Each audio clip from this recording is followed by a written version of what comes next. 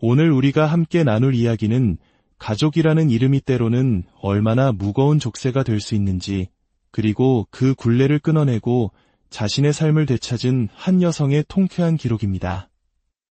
이 이야기가 지금 비슷한 어려움 속에서 홀로 아파하고 있을 누군가에게 작은 위로와 용기가 되기를 바랍니다.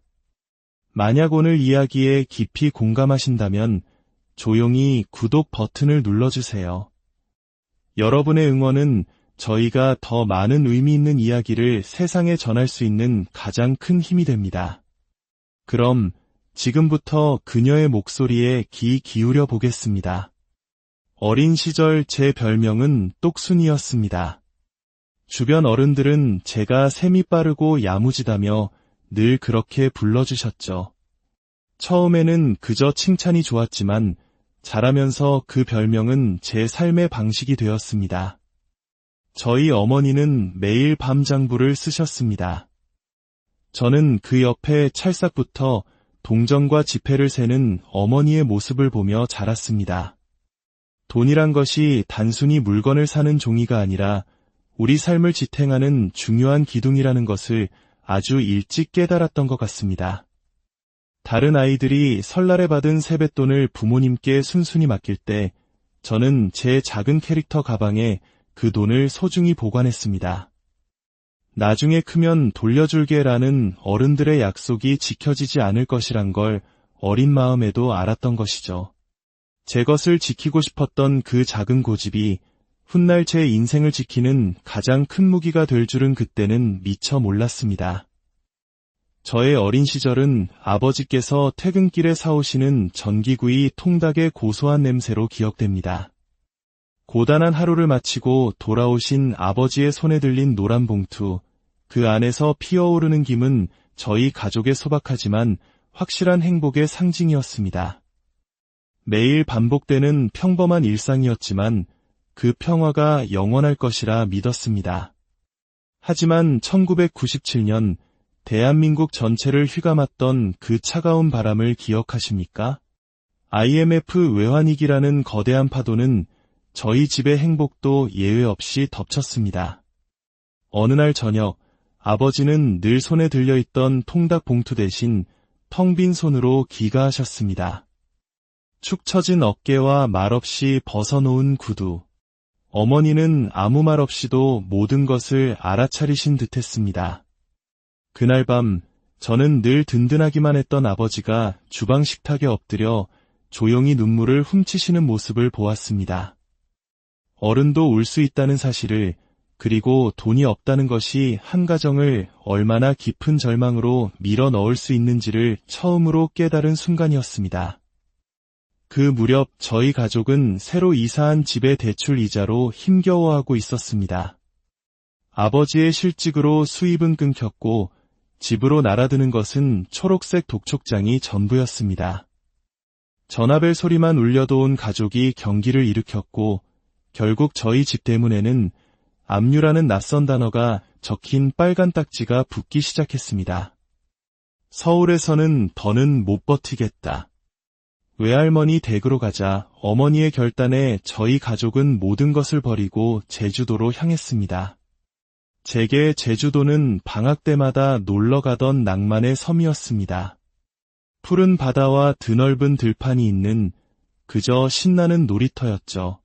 하지만 서울을 떠나던 날 그 환상은 산산조각 났습니다. 비행기가 아닌 짐을 가득 실은 낡은 차를 배에 싣고 떠나는 길이었습니다. 압류 딱지가 붙은 가구와 장난감들을 뒤로 한 채 우리는 마치 피난민처럼 섬으로 향했습니다. 제주도는 더 이상 낭만의 섬이 아닌 생존을 위한 마지막 피난처였습니다. 외할머니 댁이 있는 제주 남원은 관광객의 발길이 드문 조용한 시골 마을이었습니다. 집 뒤로는 온통 감귤밭이 펼쳐져 있었고 밤이면 세찬 바람에 창문이 덜컹거렸습니다. 펌프로 물을 퍼 올려야 했고 겨울의 외풍은 뼛속까지 시렸습니다. 도시의 편리함과는 완전히 단절된 삶이었지만 저희에게는 더 이상 물러설 곳이 없었습니다. 부모님은 곧바로 생계를 위해 뛰어드셨습니다. 어머니는 평생 해본 적 없던 감귤밭 일을 시작하셨습니다. 처음에는 손에 물집이 잡히고 허리가 아프다며 힘들어하셨지만 이내 귤도 사람 손길이 닿아야 잘 크는 법이라며 흙 묻은 손으로 웃어 보이셨습니다. 아버지는 남원에서 차로 40분이나 걸리는 모슬포항 수산물센터에서 일을 구하셨습니다. 매일 새벽, 칠흑 같은 어둠을 뚫고 출근하셔야 했죠. 육지 사람이라는 이유로 텃세도 심했지만 아버지는 묵묵히 버텨내셨습니다. 그렇게 두 분이 땀 흘려번 돈은 서울에서 진 빚을 갚는 데 고스란히 쓰였습니다. 빠듯한 살림이었지만 빚을 갚아나갈 수 있다는 사실만으로도 저희 가족에게는 희망이었습니다. 놀라운 것은 저희의 소식을 듣고 서울의 채권자들이 먼 제주까지 찾아왔을 때였습니다. 험악한 얼굴을 상상했지만 그들은 오히려 땀 흘려 일하는 부모님의 모습을 보고는 이렇게 열심히 사시는 걸 보니 믿음이 간다. 기다려 드리겠다며 돌아갔습니다. 그때 저는 깨달았습니다. 성실함이야말로 가장 강력한 신용이라는 것을. 무너지지 않고 책임을 다하는 어른의 모습을 저는 부모님의 등을 보며 배웠습니다. 그렇게 제주에서 19살까지 살았습니다. 그러던 어느 여름날 아버지께 전화 한 통이 걸려왔습니다. 서울에서 함께 일했던 동료분이 회사를 차렸는데 아버지가 필요하다는 제안이었습니다. 그날 밤 아버지는 깊은 고민에 빠지셨습니다. 다시 실패하면 어쩌나 하는 두려움이 아버지의 뒷모습에 가득했습니다. 그때 외할머니께서 무심한 듯 한마디 던지셨습니다. 남자가 칼을 뽑았으면 무라도 썰어야지. 언제까지 여기서 생선 날을 건가? 자식들도 다 컸으니 이제 자네 하고 싶은 일 하면서 살아봐. 그게 복이야. 외할머니의 그 한마디에 아버지는 용기를 내셨고 저희 가족은 다시 서울로 돌아갈 준비를 시작했습니다. 어머니는 외할머니께서 남은 감귤밭 일부를 팔아 마련해 주신 돈으로 서울에 제주 흑돼지 전문 고깃집을 차리셨습니다. 제주에서 알게 된 인맥을 통해 좋은 품질의 흑돼지를 저렴하게 공급받을 수 있다는 확신이 있으셨기 때문입니다. 하지만 현실은 냉혹했습니다. 처음 몇 달간은 파리만 날렸습니다. 그러나 어머니는 포기하지 않으셨습니다. 좋은 고기와 정성스러운 반찬, 그리고 진심을 다한 서비스는 서서히 입소문을 탔고 하나둘 단골 손님이 생기기 시작했습니다. 저는 제수를 하며 어머니의 가게 일을 도왔습니다. 고기와 부재료의 원가, 임대료와 공과금, 세무 문제까지 가게 운영에 필요한 모든 숫자를 엑셀로 정리하며 어린 시절의 똑순이 기질을 유감없이 발휘했습니다. 그 경험은 제게 살아있는 경제학 공부였고 세상을 읽는 눈을 뜨게 해주었습니다. 힘겨운 재수 생활 끝에 대학에 합격하던 날 어머니는 저보다 더 많이 우셨습니다. 그 눈물의 의미를 저는 알고 있었습니다. 이후 저와 동생은 악착같이 공부해 좋은 직장에 취업했고 저희 가족은 비로소 기나긴 어둠의 터널을 빠져나올 수 있었습니다. 31살, 저는 일에만 매달려 살아온 제 자신을 돌아보게 되었습니다. 건강을 위해 시작한 복싱 체육관에서 지금의 남편을 만났습니다. 어설픈 펀치를 주고받으며 땀 흘리는 사이 저희는 서로에게 스며들었고 자연스럽게 연인이 되어 결혼에 이르렀습니다. 신혼생활은 행복했습니다. 퇴근 후 함께 운동하고 주말이면 소소한 데이트를 즐기는 삶. 그 평온한 균형이 깨지기 시작한 것은 시어머니의 아이는 언제 낳을 거니? 라는 질문에서부터였습니다. 처음에는 웃어넘겼지만 압박은 점점 거세졌습니다. 결국 시어머니는 저희의 임신을 돕겠다며 강원도에서 짐을 싸들고 서울 저희 집으로 올라오셨습니다. 너는 몸 관리만 해. 애 낳는 데만 집중해 라며 집안일을 도맡아 하셨죠. 그 선의를 가장한 압박 속에서 저는 결국 37살에 첫 아이를 낳았습니다. 아이가 태어나자 시어머니는 이제 육아를 책임지겠다며 아예 저희 집에 눌러 앉으셨습니다. 처음에는 감사한 마음도 있었습니다. 하지만 아이가 어린이집에 가고 시어머니께 여유가 생기자 상황은 돌변했습니다. 심심해서 못 살겠다. 저녁은 뭐 해줄 거냐? 빨래는 왜 아직도 안 했냐? 집안일을 돕던 모습은 온데간데없고 사사건건 잔소리를 하며 저를 하녀처럼 부리기 시작했습니다. 남편에게 고통을 호소했지만 그는 엄마가 그동안 우리를 얼마나 도와주셨는데 라며 시어머니 편만 들었습니다. 저는 제 집에서 숨조차 편히 쉴 수 없었고 극심한 스트레스로 원형 탈모까지 생겼습니다. 그 무렵 친정어머니께서 건강이 나빠져 가게를 제게 물려주셨습니다. 저는 가게를 물려받아 시스템을 현대화하고 예약제를 도입하는 등 사업을 빠르게 안정시켰습니다. 문제는 그때부터 본격적으로 시작되었습니다. 시어머니는 제 가게를 마치 자기 식당처럼 드나들기 시작했습니다. 친구들을 데려와 공짜로 식사하는 것은 물론 동네 경로당 노인분들을 단체로 데려와 우리 며느리 가게니 마음껏 드시라며 생색을 냈습니다. 매출은 줄고 가게 이미지는 망가졌습니다. 저는 몇 번이고 정중하게 부탁하고 강하게 경고도 했습니다. 하지만 시어머니는 가족끼리 째째하게 왜 그러냐며 제 말을 무시했습니다. 남편 역시 방관자였습니다. 저는 더 이상 참을 수 없었습니다. 이것은 가족 간의 정을 넘어선 명백한 사업 방해이자 착취였습니다. 어린 시절부터 돈의 무게를 알았던 똑순이의 피가 다시 끓어올랐습니다. 저는 그날부터 시어머니의 모든 무전 취식 내역을 기록하기 시작했습니다. 날짜, 시간, 메뉴, 동석한 인원수까지 꼼꼼하게 엑셀 파일에 정리했습니다. 그리고 마침내 저는 변호사를 통해 내용 증명을 시어머니와 남편에게 발송했습니다. 서류에는 그동안의 무단 취식으로 발생한 총피해 금액 300만 원을 청구하며 변제하지 않을 시 업무방해 및 명예훼손으로 형사고소 절차를 밟겠다는 내용이 명시되어 있었습니다. 식재료 원가, 인건비, 심지어 감가상각비까지 포함된 그 서류 앞에서 시어머니와 남편은 할 말을 잃었습니다. 가족끼리 어떻게 이럴 수 있냐는 시어머니의 뻔뻔한 항변에 저는 차갑게 대답했습니다. 가족을 생각하셨다면 값을 내셨어야죠.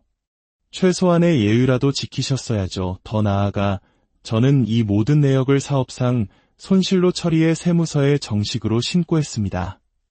이것은 단순한 가족 간의 호의가 아닌 사업에 실질적 피해를 입힌 반복적 행위로 간주되었고 곧 국세청에서 사실관계 확인 요청이 들어왔습니다. 국세청이라는 단어에 시어머니는 사색이 되었습니다. 남편은 무릎을 꿇고 용서를 빌었지만 제 마음은 이미 돌아선 뒤였습니다. 제가 아이를 낳고 경력이 단절된 채 힘들어할 때 시어머니의 눈치를 보며 숨죽여 지낼 때 그는 어디에 있었습니까? 그는 아내의 고통을 외면한 채 자신의 안위만을 챙겼을 뿐입니다. 저는 이혼 서류를 내밀었습니다. 이건 고작 300만 원의 문제가 아니었습니다. 그 돈에는 제가 무시당한 시간, 짓밟힌 존엄, 사라진 제 삶이 모두 담겨 있었습니다. 8개월의 지루한 소송 끝에 법원은 제 손을 들어주었습니다. 저는 아이의 양육권을 가지고 남편으로부터 재산 분할을 받아 이혼했습니다. 지금 저는 아이와 친정어머니, 이렇게 셋이서 평온한 일상을 보내고 있습니다. 가게는 여전히 성업 중이고 단골 손님들의 웃음소리가 끊이지 않습니다. 반면 전남편과 시어머니의 소식은 동네 사람들을 통해 간간히 들려옵니다. 시어머니는 경로당에서도 망신을 당해 발길을 끊었고 전 남편은 혼자 벌어 집안 살림과 시어머니 수발까지 드느라 예전에 다니던 헬스장도 못 갈 정도로 힘겹게 산다고 합니다. 저는 이제 더 이상 무언가를 참아가며 살지 않습니다. 눈치 보고 희생하며 사는 것은 제 몫이 아니라는 것을 깨달았기 때문입니다. 그들은 많은 것을 잃었지만 저는 잃었던 제 삶과 자존심, 그리고 소중한 하루하루를 되찾았습니다. 그래서 저는 오늘 행복하고 내일은 더 행복할 것이라 믿습니다. 제 이야기가 여러분의 소중한 하루에 작은 울림이 오늘 우리가 함께 나눌 이야기는 가족이라는 이름이 때로는 얼마나 무거운 족쇄가 될 수 있는지, 그리고 그 굴레를 끊어내고 자신의 삶을 되찾은 한 여성의 통쾌한 기록입니다. 이 이야기가 지금 비슷한 어려움 속에서 홀로 아파하고 있을 누군가에게 작은 위로와 용기가 되기를 바랍니다. 만약 오늘 이야기에 깊이 공감하신다면 조용히 구독 버튼을 눌러주세요. 여러분의 응원은 저희가 더 많은 의미 있는 이야기를 세상에 전할 수 있는 가장 큰 힘이 됩니다. 그럼 지금부터 그녀의 목소리에 귀 기울여 보겠습니다. 어린 시절 제 별명은 똑순이였습니다. 주변 어른들은 제가 셈이 빠르고 야무지다며 늘 그렇게 불러주셨죠. 처음에는 그저 칭찬이 좋았지만 자라면서 그 별명은 제 삶의 방식이 되었습니다. 저희 어머니는 매일 밤장부를 쓰셨습니다. 저는 그 옆에 찰싹부터 동전과 지폐를 세는 어머니의 모습을 보며 자랐습니다. 돈이란 것이 단순히 물건을 사는 종이가 아니라 우리 삶을 지탱하는 중요한 기둥이라는 것을 아주 일찍 깨달았던 것 같습니다. 다른 아이들이 설날에 받은 세뱃돈을 부모님께 순순히 맡길 때 저는 제 작은 캐릭터 가방에 그 돈을 소중히 보관했습니다. 나중에 크면 돌려줄게라는 어른들의 약속이 지켜지지 않을 것이란 걸 어린 마음에도 알았던 것이죠. 제 것을 지키고 싶었던 그 작은 고집이 훗날 제 인생을 지키는 가장 큰 무기가 될 줄은 그때는 미처 몰랐습니다. 저의 어린 시절은 아버지께서 퇴근길에 사오시는 전기구이 통닭의 고소한 냄새로 기억됩니다. 고단한 하루를 마치고 돌아오신 아버지의 손에 들린 노란 봉투, 그 안에서 피어오르는 김은 저희 가족의 소박하지만 확실한 행복의 상징이었습니다. 매일 반복되는 평범한 일상이었지만 그 평화가 영원할 것이라 믿었습니다. 하지만 1997년 대한민국 전체를 휘감았던 그 차가운 바람을 기억하십니까? IMF 외환위기라는 거대한 파도는 저희 집의 행복도 예외 없이 덮쳤습니다. 어느 날 저녁, 아버지는 늘 손에 들려있던 통닭 봉투 대신 텅 빈 손으로 귀가하셨습니다. 축 처진 어깨와 말없이 벗어놓은 구두. 어머니는 아무 말 없이도 모든 것을 알아차리신 듯했습니다. 그날 밤 저는 늘 든든하기만 했던 아버지가 주방 식탁에 엎드려 조용히 눈물을 훔치시는 모습을 보았습니다. 어른도 울 수 있다는 사실을, 그리고 돈이 없다는 것이 한 가정을 얼마나 깊은 절망으로 밀어 넣을 수 있는지를 처음으로 깨달은 순간이었습니다. 그 무렵 저희 가족은 새로 이사한 집의 대출 이자로 힘겨워하고 있었습니다. 아버지의 실직으로 수입은 끊겼고 집으로 날아드는 것은 초록색 독촉장이 전부였습니다. 전화벨 소리만 울려도 온 가족이 경기를 일으켰고 결국 저희 집 대문에는 압류라는 낯선 단어가 적힌 빨간 딱지가 붙기 시작했습니다. 서울에서는 더는 못 버티겠다. 외할머니 댁으로 가자 어머니의 결단에 저희 가족은 모든 것을 버리고 제주도로 향했습니다. 제게 제주도는 방학 때마다 놀러가던 낭만의 섬이었습니다. 푸른 바다와 드넓은 들판이 있는 그저 신나는 놀이터였죠. 하지만 서울을 떠나던 날 그 환상은 산산조각 났습니다. 비행기가 아닌 짐을 가득 실은 낡은 차를 배에 싣고 떠나는 길이었습니다. 압류딱지가 붙은 가구와 장난감들을 뒤로한 채 우리는 마치 피난민처럼 섬으로 향했습니다. 제주도는 더 이상 낭만의 섬이 아닌 생존을 위한 마지막 피난처였습니다. 외할머니 댁이 있는 제주 남원은 관광객의 발길이 드문 조용한 시골 마을이었습니다. 집 뒤로는 온통 감귤밭이 펼쳐져 있었고 밤이면 세찬 바람에 창문이 덜컹거렸습니다. 펌프로 물을 퍼 올려야 했고 겨울의 외풍은 뼛속까지 시렸습니다. 도시의 편리함과는 완전히 단절된 삶이었지만 저희에게는 더 이상 물러설 곳이 없었습니다. 부모님은 곧바로 생계를 위해 뛰어드셨습니다. 어머니는 평생 해본 적 없던 감귤밭 일을 시작하셨습니다.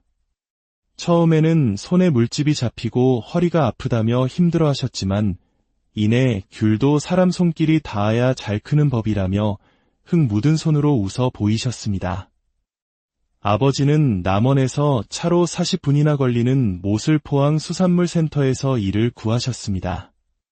매일 새벽, 칠흑 같은 어둠을 뚫고 출근하셔야 했죠. 육지 사람이라는 이유로 텃세도 심했지만 아버지는 묵묵히 버텨내셨습니다. 그렇게 두 분이 땀 흘려번 돈은 서울에서 진 빚을 갚는 데 고스란히 쓰였습니다. 빠듯한 살림이었지만 빚을 갚아나갈 수 있다는 사실만으로도 저희 가족에게는 희망이었습니다.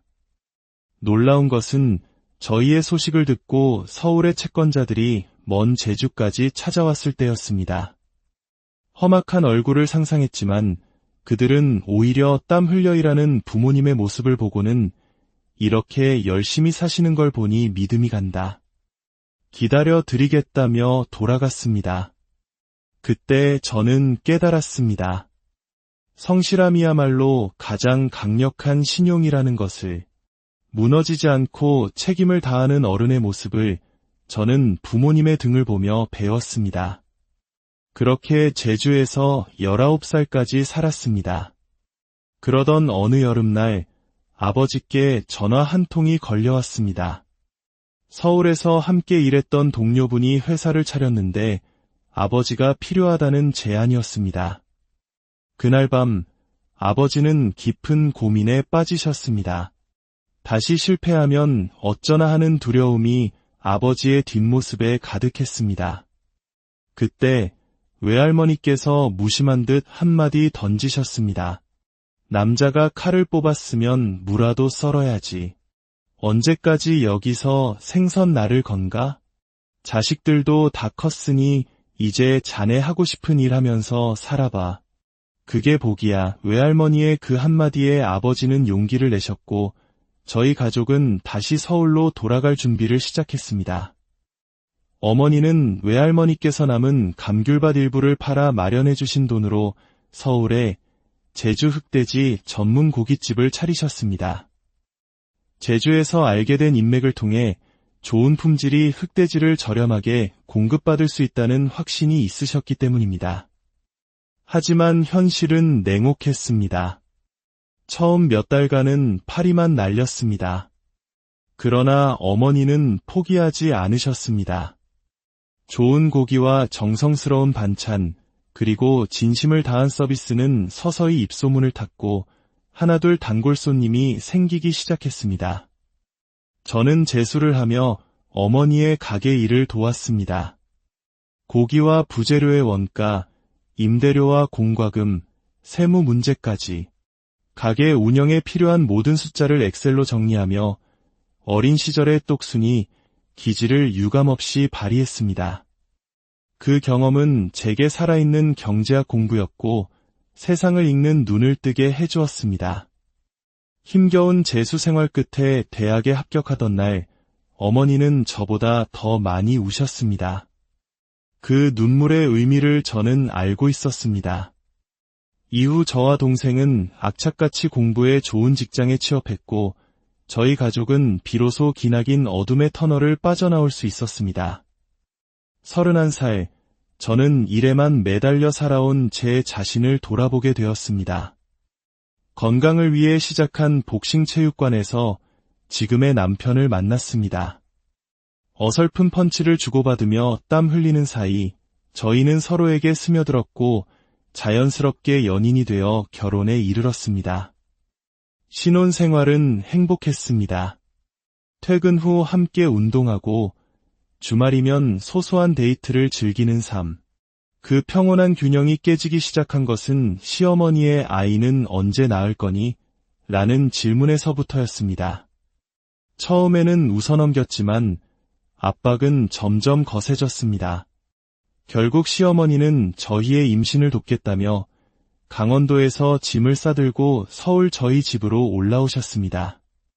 너는 몸 관리만 해. 애 낳는 데만 집중해. 라며 집안일을 도맡아 하셨죠. 그 선의를 가장한 압박 속에서 저는 결국 37살에 첫 아이를 낳았습니다. 아이가 태어나자 시어머니는 이제 육아를 책임지겠다며 아예 저희 집에 눌러 앉으셨습니다. 처음에는 감사한 마음도 있었습니다. 하지만 아이가 어린이집에 가고 시어머니께 여유가 생기자 상황은 돌변했습니다. 심심해서 못 살겠다. 저녁은 뭐 해줄 거냐? 빨래는 왜 아직도 안 했냐? 집안일을 돕던 모습은 온데간데없고 사사건건 잔소리를 하며 저를 하녀처럼 부리기 시작했습니다. 남편에게 고통을 호소했지만 그는 엄마가 그동안 우리를 얼마나 도와주셨는데 라며 시어머니 편만 들었습니다. 저는 제 집에서 숨조차 편히 쉴 수 없었고 극심한 스트레스로 원형 탈모까지 생겼습니다. 그 무렵 친정어머니께서 건강이 나빠져 가게를 제게 물려주셨습니다. 저는 가게를 물려받아 시스템을 현대화하고 예약제를 도입하는 등 사업을 빠르게 안정시켰습니다. 문제는 그때부터 본격적으로 시작되었습니다. 시어머니는 제 가게를 마치 자기 식당처럼 드나들기 시작했습니다. 친구들을 데려와 공짜로 식사하는 것은 물론 동네 경로당 노인분들을 단체로 데려와 우리 며느리 가게니 마음껏 드시라며 생색을 냈습니다.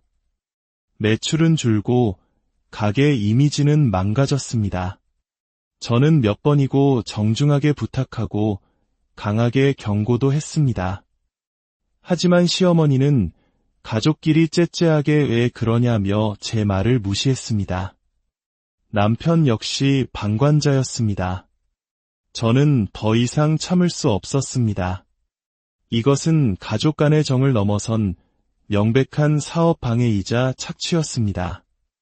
어린 시절부터 돈의 무게를 알았던 똑순이의 피가 다시 끓어올랐습니다. 저는 그날부터 시어머니의 모든 무전 취식 내역을 기록하기 시작했습니다. 날짜, 시간, 메뉴, 동석한 인원수까지 꼼꼼하게 엑셀 파일에 정리했습니다. 그리고 마침내 저는 변호사를 통해 내용 증명을 시어머니와 남편에게 발송했습니다. 서류에는 그동안의 무단 취식으로 발생한 총 피해 금액 300만 원을 청구하며 변제하지 않을 시 업무방해 및 명예훼손으로 형사고소 절차를 밟겠다는 내용이 명시되어 있었습니다.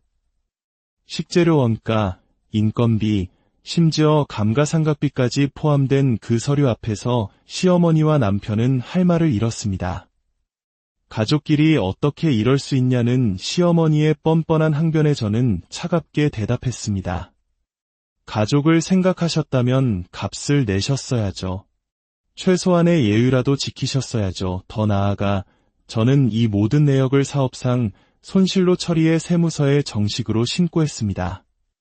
이것은 단순한 가족 간의 호의가 아닌 사업에 실질적 피해를 입힌 반복적 행위로 간주되었고 곧 국세청에서 사실관계 확인 요청이 들어왔습니다. 국세청이라는 단어에 시어머니는 사색이 되었습니다. 남편은 무릎을 꿇고 용서를 빌었지만 제 마음은 이미 돌아선 뒤였습니다. 제가 아이를 낳고 경력이 단절된 채 힘들어할 때 시어머니의 눈치를 보며 숨죽여 지낼 때 그는 어디에 있었습니까? 그는 아내의 고통을 외면한 채 자신의 안위만을 챙겼을 뿐입니다. 저는 이혼 서류를 내밀었습니다. 이건 고작 300만 원의 문제가 아니었습니다. 그 돈에는 제가 무시당한 시간, 짓밟힌 존엄, 사라진 제 삶이 모두 담겨 있었습니다. 8개월의 지루한 소송 끝에 법원은 제 손을 들어주었습니다. 저는 아이의 양육권을 가지고 남편으로부터 재산 분할을 받아 이혼했습니다. 지금 저는 아이와 친정어머니, 이렇게 셋이서 평온한 일상을 보내고 있습니다. 가게는 여전히 성업 중이고 단골 손님들의 웃음소리가 끊이지 않습니다. 반면 전남편과 시어머니의 소식은 동네 사람들을 통해 간간히 들려옵니다. 시어머니는 경로당에서도 망신을 당해 발길을 끊었고 전남편은 혼자 벌어 집안 살림과 시어머니 수발까지 드느라 예전에 다니던 헬스장도 못 갈 정도로 힘겹게 산다고 합니다. 저는 이제 더 이상 무언가를 참아가며 살지 않습니다. 눈치 보고 희생하며 사는 것은 제 몫이 아니라는 것을 깨달았기 때문입니다. 그들은 많은 것을 잃었지만 저는 잃었던 제 삶과 자존심, 그리고 소중한 하루하루를 되찾았습니다. 그래서 저는 오늘 행복하고 내일은 더 행복할 것이라 믿습니다. 제 이야기가 여러분의 소중한 하루에 작은 울림이 오늘 우리가 함께 나눌 이야기는 가족이라는 이름이 때로는 얼마나 무거운 족쇄가 될 수 있는지, 그리고 그 굴레를 끊어내고 자신의 삶을 되찾은 한 여성의 통쾌한 기록입니다. 이 이야기가 지금 비슷한 어려움 속에서 홀로 아파하고 있을 누군가에게 작은 위로와 용기가 되기를 바랍니다. 만약 오늘 이야기에 깊이 공감하신다면 조용히 구독 버튼을 눌러주세요. 여러분의 응원은 저희가 더 많은 의미 있는 이야기를 세상에 전할 수 있는 가장 큰 힘이 됩니다. 그럼 지금부터 그녀의 목소리에 귀 기울여 보겠습니다. 어린 시절 제 별명은 똑순이였습니다. 주변 어른들은 제가 셈이 빠르고 야무지다며 늘 그렇게 불러주셨죠. 처음에는 그저 칭찬이 좋았지만 자라면서 그 별명은 제 삶의 방식이 되었습니다. 저희 어머니는 매일 밤장부를 쓰셨습니다. 저는 그 옆에 찰싹부터 동전과 지폐를 세는 어머니의 모습을 보며 자랐습니다. 돈이란 것이 단순히 물건을 사는 종이가 아니라 우리 삶을 지탱하는 중요한 기둥이라는 것을 아주 일찍 깨달았던 것 같습니다. 다른 아이들이 설날에 받은 세뱃돈을 부모님께 순순히 맡길 때 저는 제 작은 캐릭터 가방에 그 돈을 소중히 보관했습니다. 나중에 크면 돌려줄게라는 어른들의 약속이 지켜지지 않을 것이란 걸 어린 마음에도 알았던 것이죠. 제 것을 지키고 싶었던 그 작은 고집이 훗날 제 인생을 지키는 가장 큰 무기가 될 줄은 그때는 미처 몰랐습니다. 저의 어린 시절은 아버지께서 퇴근길에 사오시는 전기구이 통닭의 고소한 냄새로 기억됩니다. 고단한 하루를 마치고 돌아오신 아버지의 손에 들린 노란 봉투, 그 안에서 피어오르는 김은 저희 가족의 소박하지만 확실한 행복의 상징이었습니다. 매일 반복되는 평범한 일상이었지만 그 평화가 영원할 것이라 믿었습니다. 하지만 1997년 대한민국 전체를 휘감았던 그 차가운 바람을 기억하십니까? IMF 외환위기라는 거대한 파도는 저희 집의 행복도 예외 없이 덮쳤습니다. 어느 날 저녁, 아버지는 늘 손에 들려있던 통닭 봉투 대신 텅 빈 손으로 귀가하셨습니다. 축 처진 어깨와 말없이 벗어놓은 구두. 어머니는 아무 말 없이도 모든 것을 알아차리신 듯했습니다. 그날 밤 저는 늘 든든하기만 했던 아버지가 주방 식탁에 엎드려 조용히 눈물을 훔치시는 모습을 보았습니다. 어른도 울 수 있다는 사실을, 그리고 돈이 없다는 것이 한 가정을 얼마나 깊은 절망으로 밀어 넣을 수 있는지를 처음으로 깨달은 순간이었습니다. 그 무렵 저희 가족은 새로 이사한 집의 대출 이자로 힘겨워하고 있었습니다. 아버지의 실직으로 수입은 끊겼고 집으로 날아드는 것은 초록색 독촉장이 전부였습니다. 전화벨 소리만 울려도 온 가족이 경기를 일으켰고 결국 저희 집 대문에는 압류라는 낯선 단어가 적힌 빨간 딱지가 붙기 시작했습니다. 서울에서는 더는 못 버티겠다. 외할머니 댁으로 가자 어머니의 결단에 저희 가족은 모든 것을 버리고 제주도로 향했습니다. 제게 제주도는 방학 때마다 놀러 가던 낭만의 섬이었습니다.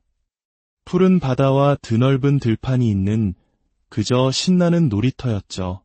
하지만 서울을 떠나던 날 그 환상은 산산조각 났습니다.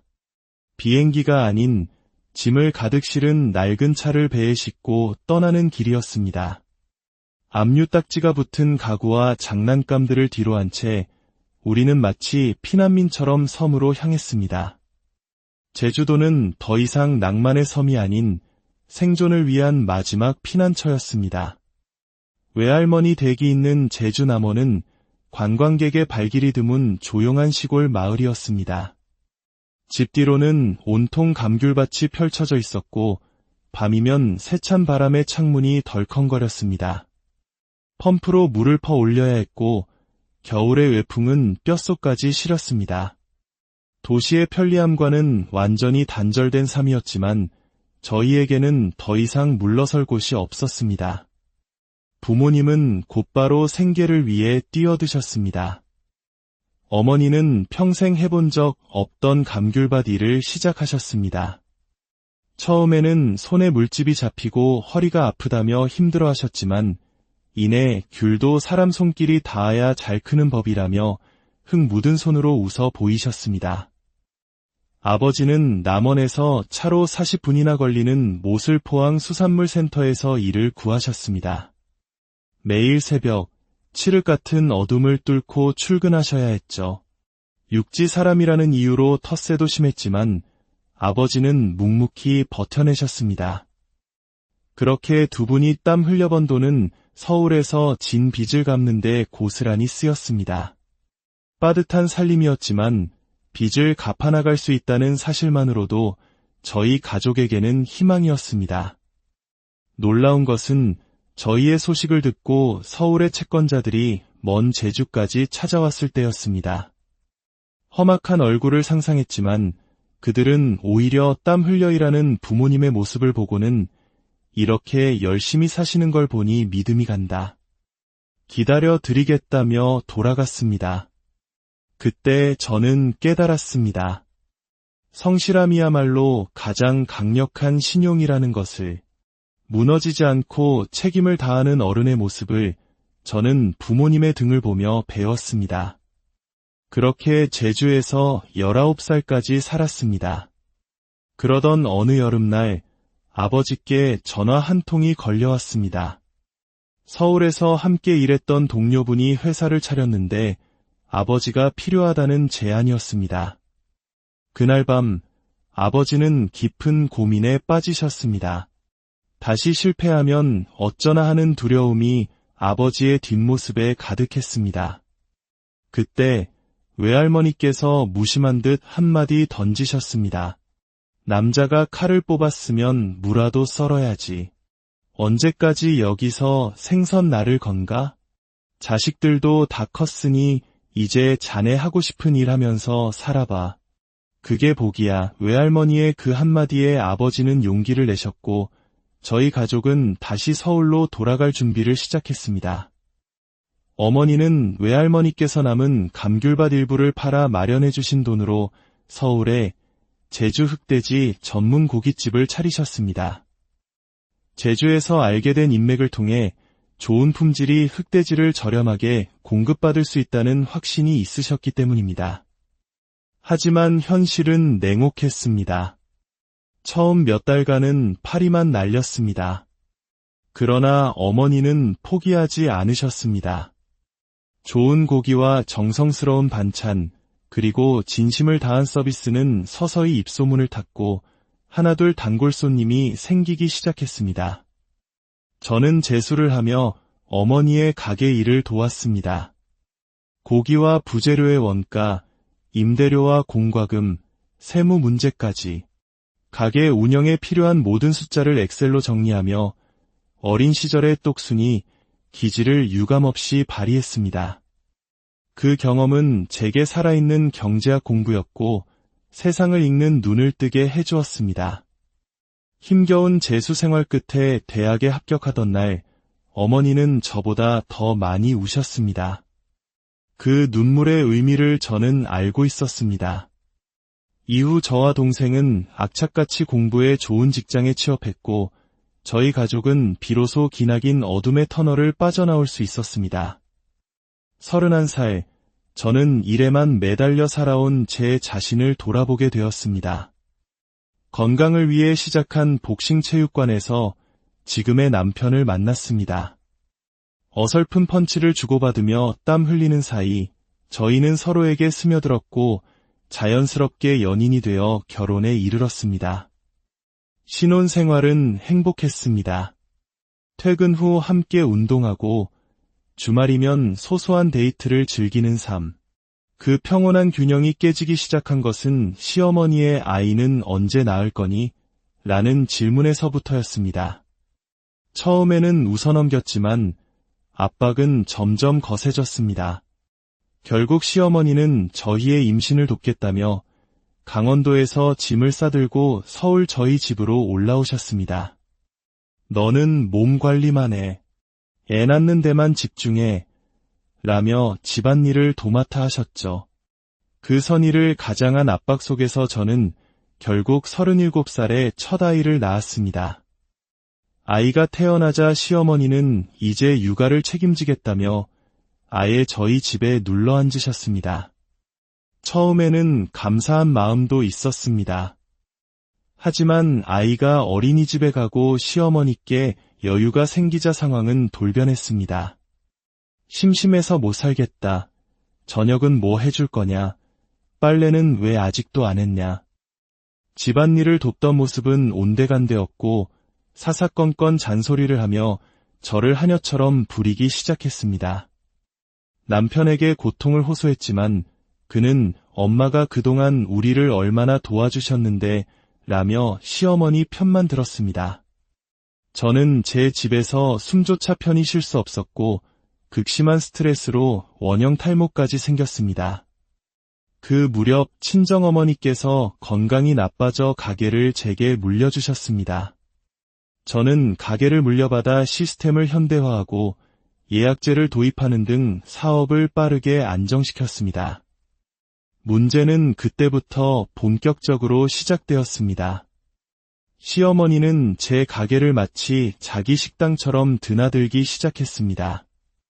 친구들을 데려와 공짜로 식사하는 것은 물론 동네 경로당 노인분들을 단체로 데려와 우리 며느리 가게니 마음껏 드시라며 생색을 냈습니다.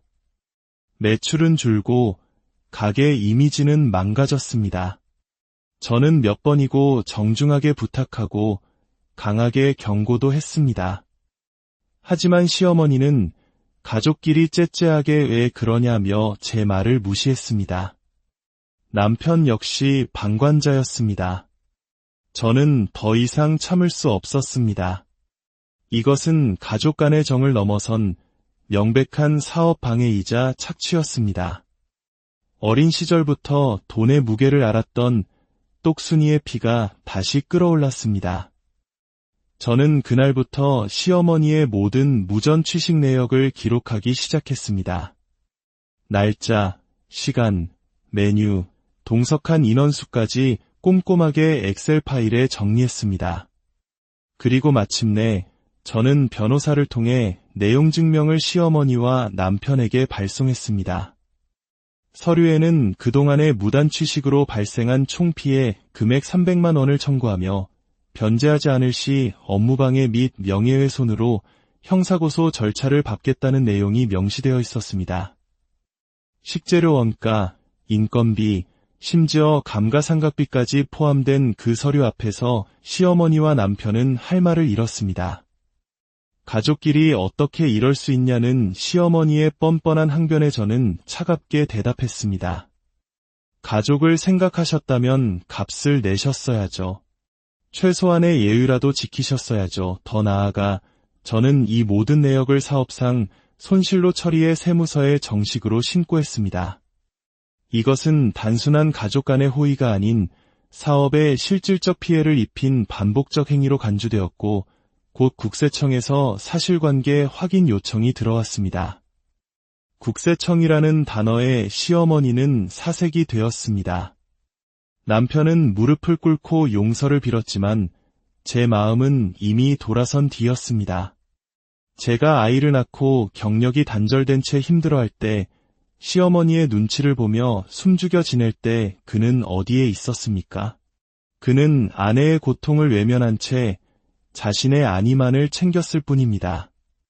저는 이혼 서류를 내밀었습니다. 이건 고작 300만 원의 문제가 아니었습니다. 그 돈에는 제가 무시당한 시간, 짓밟힌 존엄, 사라진 제 삶이 모두 담겨 있었습니다. 8개월의 지루한 소송 끝에 법원은 제 손을 들어주었습니다.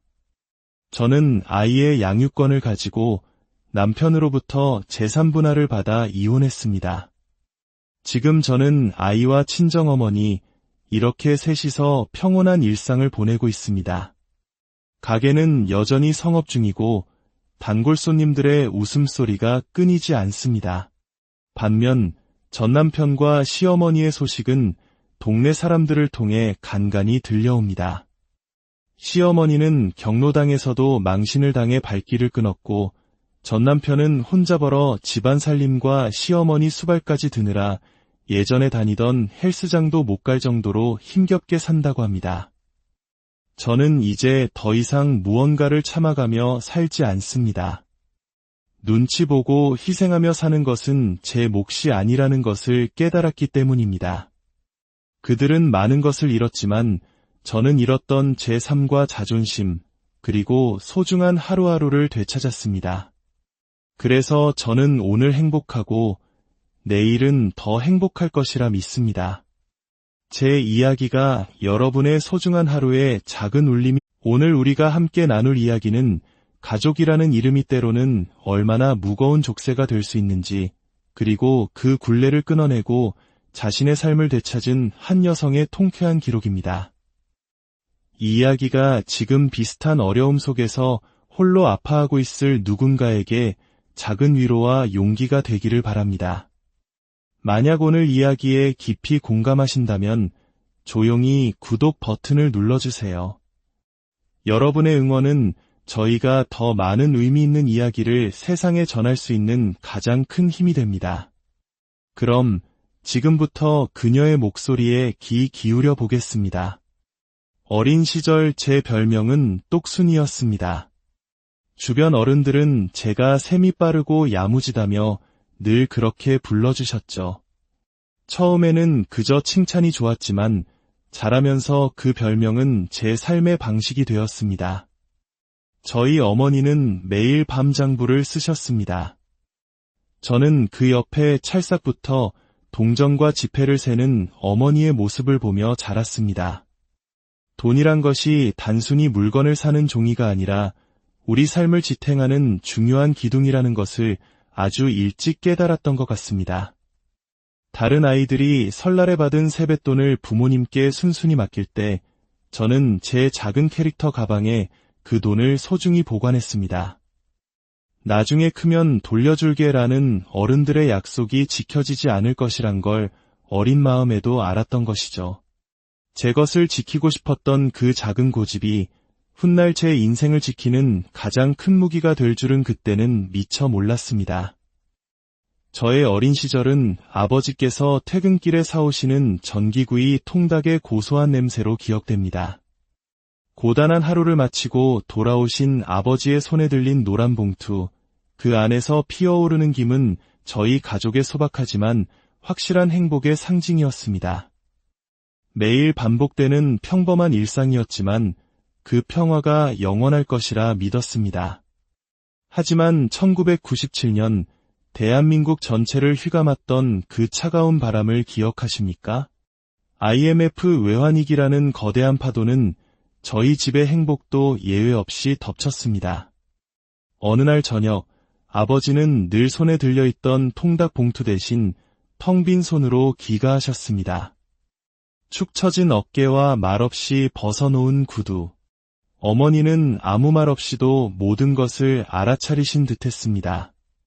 그날 밤 저는 늘 든든하기만 했던 아버지가 주방 식탁에 엎드려 조용히 눈물을 훔치시는 모습을 보았습니다. 어른도 울 수 있다는 사실을, 그리고 돈이 없다는 것이 한 가정을 얼마나 깊은 절망으로 밀어 넣을 수 있는지를 처음으로 깨달은 순간이었습니다. 그 무렵 저희 가족은 새로 이사한 집의 대출 이자로 힘겨워하고 있었습니다. 아버지의 실직으로 수입은 끊겼고 집으로 날아드는 것은 초록색 독촉장이 전부였습니다. 전화벨 소리만 울려도 온 가족이 경기를 일으켰고 결국 저희 집 대문에는 압류라는 낯선 단어가 적힌 빨간 딱지가 붙기 시작했습니다. 서울에서는 더는 못 버티겠다. 외할머니 댁으로 가자 어머니의 결단에 저희 가족은 모든 것을 버리고 제주도로 향했습니다. 제게 제주도는 방학 때마다 놀러가던 낭만의 섬이었습니다. 푸른 바다와 드넓은 들판이 있는 그저 신나는 놀이터였죠. 하지만 서울을 떠나던 날 그 환상은 산산조각 났습니다. 비행기가 아닌 짐을 가득 실은 낡은 차를 배에 싣고 떠나는 길이었습니다. 압류 딱지가 붙은 가구와 장난감들을 뒤로 한 채 우리는 마치 피난민처럼 섬으로 향했습니다. 제주도는 더 이상 낭만의 섬이 아닌 생존을 위한 마지막 피난처였습니다.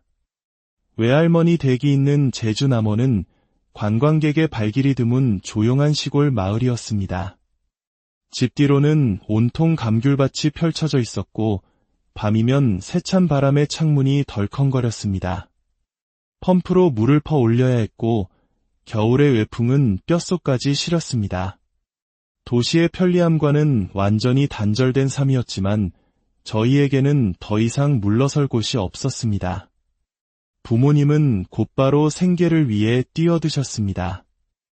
어머니는 평생 해본 적 없던 감귤밭 일을 시작하셨습니다.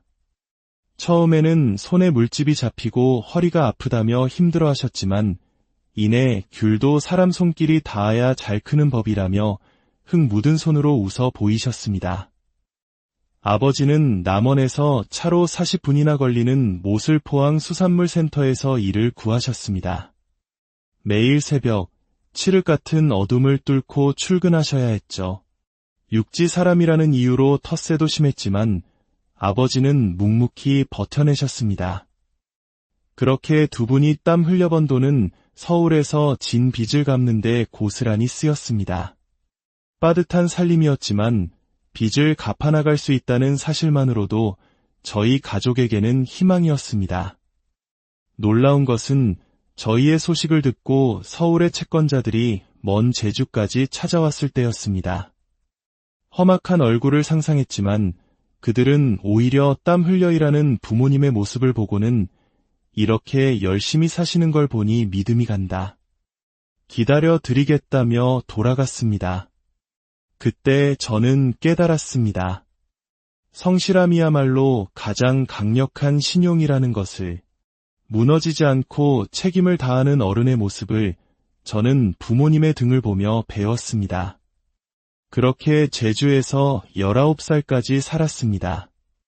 그러던 어느 여름날 아버지께 전화 한 통이 걸려왔습니다.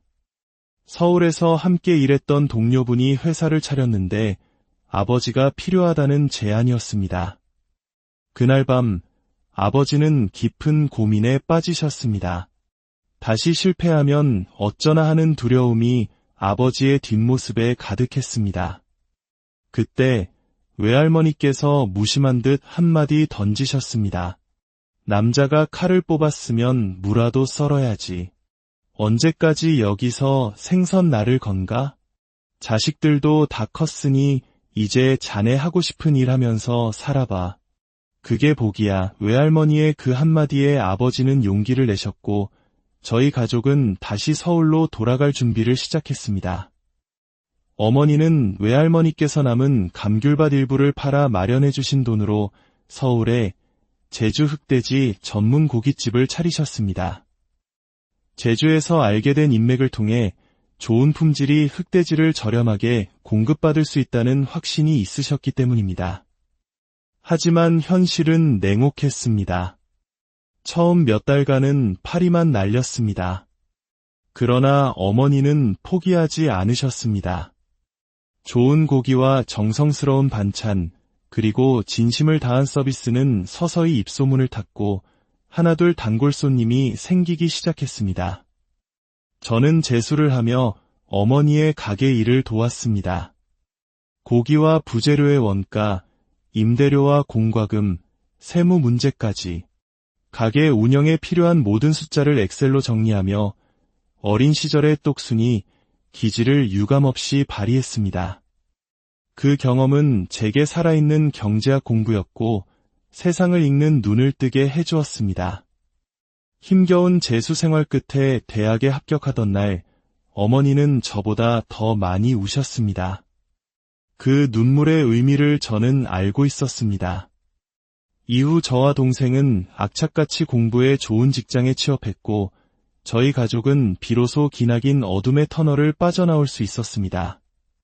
31살, 저는 일에만 매달려 살아온 제 자신을 돌아보게 되었습니다. 건강을 위해 시작한 복싱 체육관에서 지금의 남편을 만났습니다. 어설픈 펀치를 주고받으며 땀 흘리는 사이 저희는 서로에게 스며들었고 자연스럽게 연인이 되어 결혼에 이르렀습니다. 신혼생활은 행복했습니다. 퇴근 후 함께 운동하고 주말이면 소소한 데이트를 즐기는 삶. 그 평온한 균형이 깨지기 시작한 것은 시어머니의 아이는 언제 낳을 거니? 라는 질문에서부터였습니다. 처음에는 웃어넘겼지만 압박은 점점 거세졌습니다. 결국 시어머니는 저희의 임신을 돕겠다며 강원도에서 짐을 싸들고 서울 저희 집으로 올라오셨습니다. 너는 몸 관리만 해. 애 낳는 데만 집중해. 라며 집안일을 도맡아 하셨죠. 그 선의를 가장한 압박 속에서 저는 결국 37살에 첫 아이를 낳았습니다. 아이가 태어나자 시어머니는 이제 육아를 책임지겠다며 아예 저희 집에 눌러 앉으셨습니다. 처음에는 감사한 마음도 있었습니다. 하지만 아이가 어린이집에 가고 시어머니께 여유가 생기자 상황은 돌변했습니다. 심심해서 못 살겠다. 저녁은 뭐 해줄 거냐? 빨래는 왜 아직도 안 했냐? 집안일을 돕던 모습은 온데간데없고 사사건건 잔소리를 하며 저를 하녀처럼 부리기 시작했습니다. 남편에게 고통을 호소했지만 그는 엄마가 그동안 우리를 얼마나 도와주셨는데 라며 시어머니 편만 들었습니다. 저는 제 집에서 숨조차 편히 쉴 수 없었고 극심한 스트레스로 원형 탈모까지 생겼습니다. 그 무렵 친정어머니께서 건강이 나빠져 가게를 제게 물려주셨습니다. 저는 가게를 물려받아 시스템을 현대화하고 예약제를 도입하는 등 사업을 빠르게 안정시켰습니다. 문제는 그때부터 본격적으로 시작되었습니다. 시어머니는 제 가게를 마치 자기 식당처럼 드나들기 시작했습니다. 친구들을 데려와 공짜로 식사하는 것은 물론 동네 경로당 노인분들을 단체로 데려와 우리 며느리 가게니 마음껏 드시라며 생색을 냈습니다. 매출은 줄고 가게 이미지는 망가졌습니다. 저는 몇 번이고 정중하게 부탁하고 강하게 경고도 했습니다. 하지만 시어머니는 가족끼리 째째하게 왜 그러냐며 제 말을 무시했습니다. 남편 역시 방관자였습니다. 저는 더 이상 참을 수 없었습니다. 이것은 가족 간의 정을 넘어선 명백한 사업 방해이자 착취였습니다.